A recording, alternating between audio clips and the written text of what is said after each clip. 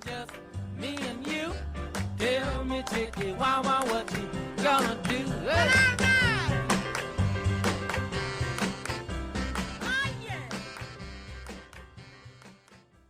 When I was a young writer, I was influenced by the life and work of poet Judy Grahn, Grahn.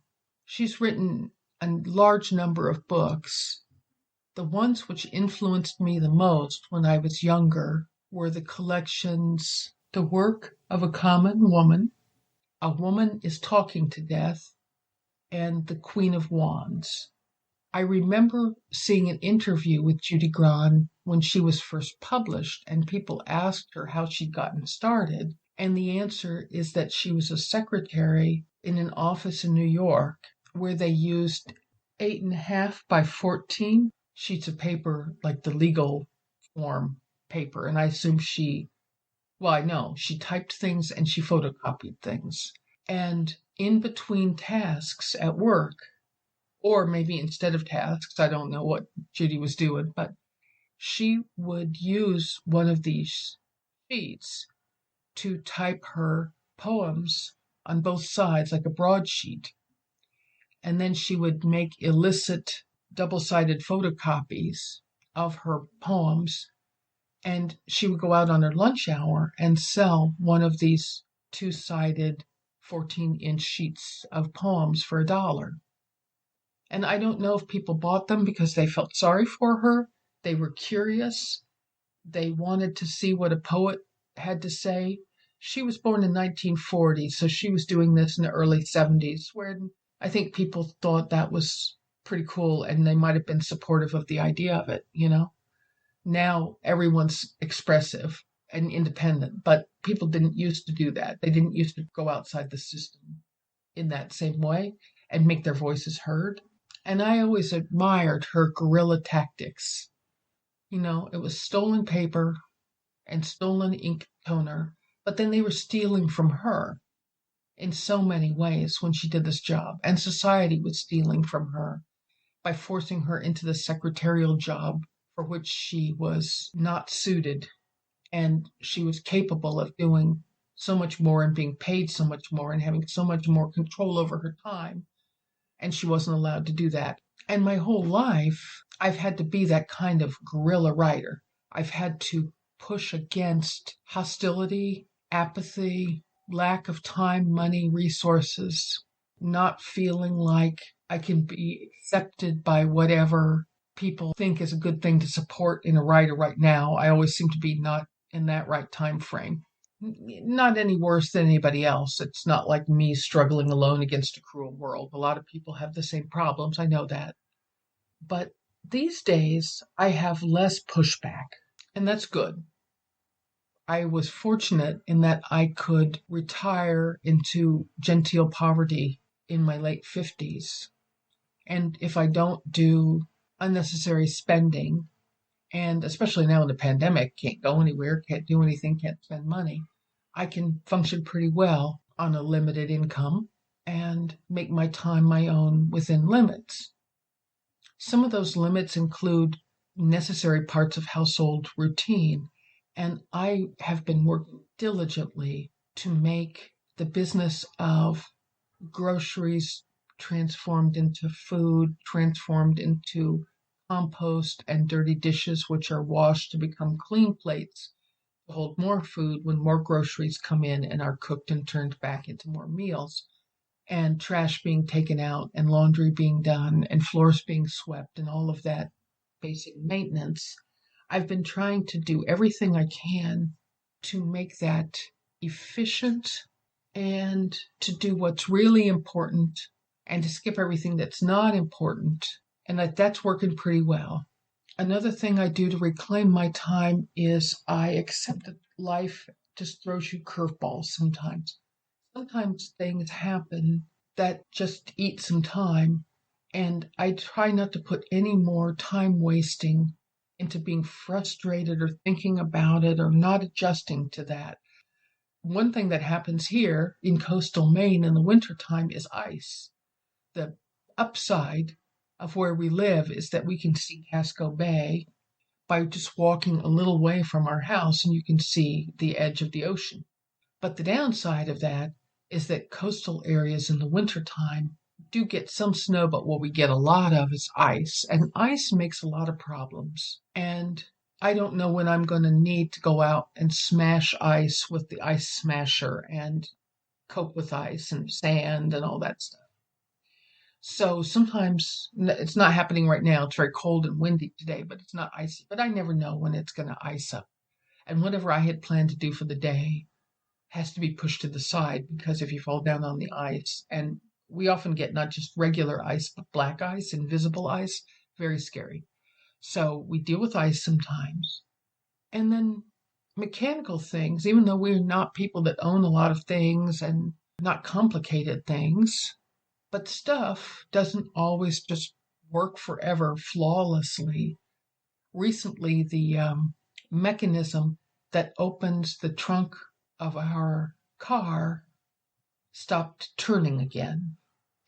When you want to open the trunk, if you don't have the driver keys, when we moved from my old office space in the house to the new office space, I used to use an office space in the front of the house, and now I have a space that's more in the middle of the house. And when things were being boxed up and moved and shuffled around to make that happen, I somehow lost my original set of keys for the car. And what I have now is the valet key for the car. And so if I have my own set of keys and that mechanism that turns the latch on the trunk lid gets stuck, as it sometimes does, then I can't open the trunk. So yesterday I went out to put down some sand in case it was icy and to have the sand bucket ready for when it becomes icy again. And when I went out, I couldn't get the trunk open because I'd forgotten that the back hood release lever doesn't work when this little rotating cylinder gets stuck, which it does about once a year. So I had to tromp back in the house, get the other keys, use them to open the trunk, then get some 3-in-1 oil. Went out, oiled the little cylinder that turns, pulled the little cable by hand under the trunk lid until it moved freely, then went back, tested it, pulled the latch, the lid came up on the trunk, which matters both because I had to take some stuff to UPS and I had to get it in the trunk, but also that's where the sand is. So we store the sand that we do so we don't fall down on the ice and die in the trunk of the car for ballast, for weight, when we're driving on ice everywhere. And I couldn't get out the sand because I couldn't open the trunk, and I couldn't open the trunk because I lost my other keys. And I lost my other keys because I was trying to move my office to a less noisy place in the middle of the house. That's life, right? So I got that done. At least I knew the protocol. I'd already, unstuck the hood latch.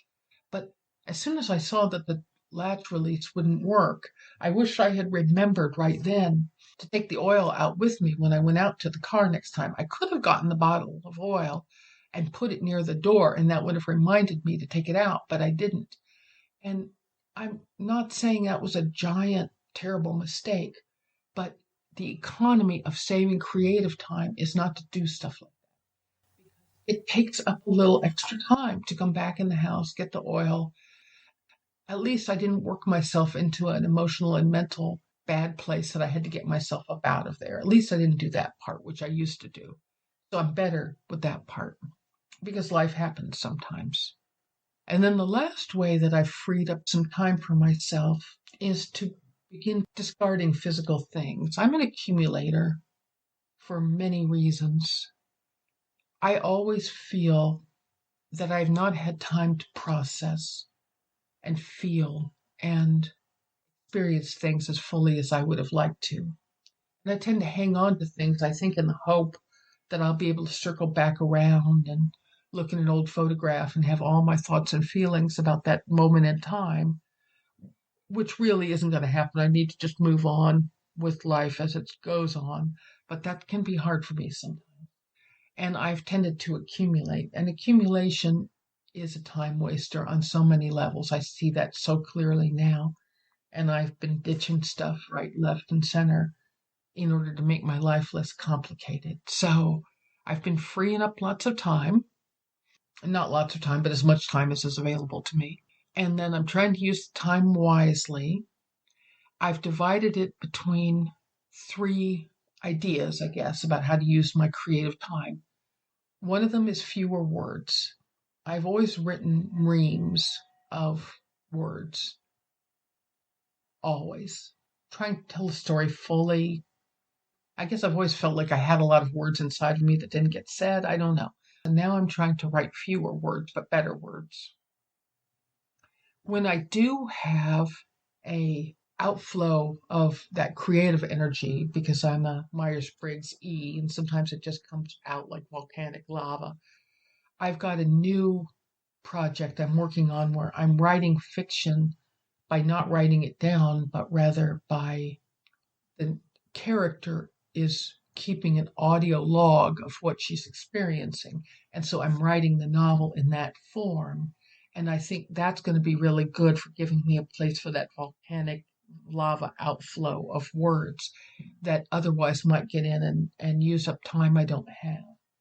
And then the bulk of my writing energy is going into my large creative project, history-based one that I've had going on for a long time about Kay Kemble, an imaginary female big band leader whose most creative years were between 1938 and 1952. So I have tons of historical material that I've collected and a whole backstory about her, how I came to study what she did, what her life was like, what she created, what her legacy was like. I have a multimedia project exploring Kay's life. And that's my main project. And that's where most of my energy needs to go. So I would say overall, I'm fairly happy with my plan to maximize the time I have and the energy I have to direct it toward my main project mostly, this outflow fiction project, and then fewer words the rest of the time, including on this blog, so that I can use the time I have within limits and not waste it and enjoy the non-productive time and enjoy the productive time in my life. So this is the end of what turned out to be a 3-post series on my writing methods and projects. And in the future, my blog posts, I think, will be quite a bit shorter. They'll still be in this audio format, but they'll be quite a bit shorter because they'll just be directed as my written ones used to be about specific subjects. Not quite so much research. In the past, I did over the summer and fall and early winter, I did a whole series on Greta Garbo's movies as a whole and then by individual film, how the process of making them went, looking at the films, looking at Garbo's life. So I've done some other in-depth projects in the past, but I don't think I'm going to be doing very many of those because it just doesn't fit into my time schedule. So I think shorter audio blogs, this fiction project, which will appear now and then on the Wednesday version of the group blog, and then this bigger creative project about fictional band leader Kay Kemble. That's where my creative stuff is going now, and I feel pretty good about shaping things the best I can, considering ice and stuck cylinders on trunk lids and a giant pandemic and the need to put the laundry in the dryer and stuff like that, and life being what it is. I think I'm doing pretty good with it. I'm looking forward to talking less about the process and sharing with you more of the actual products of my process in future posts. Thanks for listening.